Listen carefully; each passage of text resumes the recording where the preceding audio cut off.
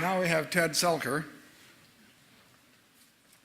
What an amazing room. I mean, everyone here could give these talks, and it would be wonderful to continue them and have that be true.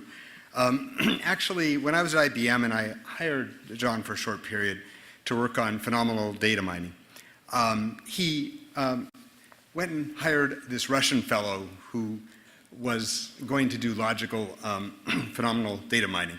And you know, I talked about what would it be to do data mining about phenomenon, and I had this taxonomic approach and so on and so forth, and he just went off and did statistical stuff. And I thought, why is he doing statistical stuff? I mean, this is Mr. Logical AI. Well, he's deeply practical, and he discovered that there's a couple of different kinds of people that actually, turns out girlfriends go into pharmacies and buy the same thing as each other. That's one of the things we discovered. But there's something about his, that creative drive. I mean, deep ability to remember and create. And he had this need to combat lazy thinking that was always in the service of the value of knowledge. And this value of knowledge thing, you know, I knew about Lisp and I loved Lisp. And then when I come to visit Stanford, what I found was this bizarre building. The whole building was a computer with bells ringing on the quarter hour and the screens flashing up things and people being able to collaborate with hardly talking on the same bitmap. So, you know, I was amazed, and especially when, with his glasses flapping because he had this tremor 30 years ago that we thought was him getting old, and his legs swinging, he encouraged me to rebuild this system. And, you know, he was deeply practical. So when I proposed that I was going to make all the memory modules be able to be addressed at different speeds so that they could make high resolution over here and low resolution over there, or you could enlist all of it at once if you needed a big screen, he got me to rebuild data disk to make nudity. This is nudity, which allowed these people to continue collaborating, a lot of fabulous people. So I didn't understand why he came to my user interface seminars that I ran, because, I mean, he was a logical AI guy, until I started seeing other parts of him.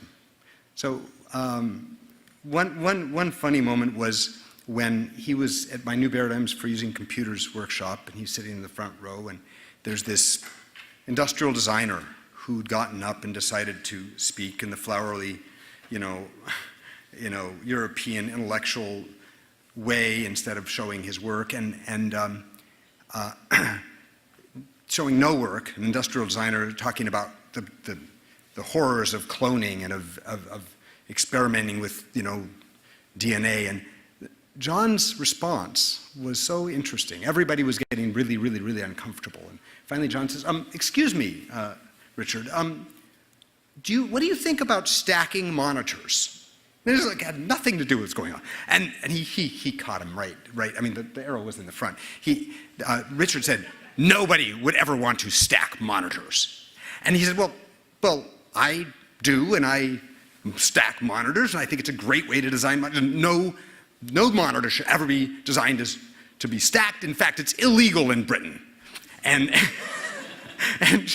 so anyway, I diffused the situation by saying, well, how many people here would like to stack monitors? Of course, everyone did. I said, I only invite monitor stackers to these parties. So he ran this course called The Sustainability of the Future. And it's funny, I mean, it wasn't just his ideas about AI. It was about anything that he could calculate. He wanted to get people to have scholarship and use that scholarship to dream about something that they would calculate deeply enough to understand if it could be done.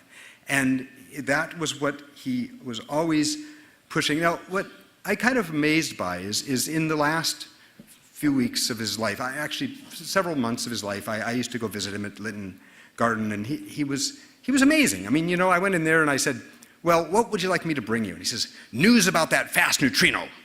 And so I came back, and we started talking about the fast neutrino, and he started saying, and we had this fabulous conversation, and this guy has like a blood pressure of 0/0 at this point, but everything's working just fine. He started saying, well, the speed of light was discovered by Romer in 1676.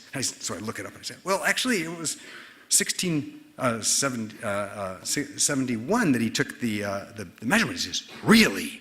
And tell me more. And so right then, after decades of thinking about it in one way, he was delighted to find out that Cassini and Picard and even Galileo played into this story of looking at these little moons of Jupiter that were the way that they calculated the speed of light. So I just really am left with just how much fun it was to watch him think and watch him consider opportunities. I mean, this walking away was a signal, but when he was engaged, I mean, there was nobody that's deeper, and really enjoyed all these years of getting to be around him. Thank you.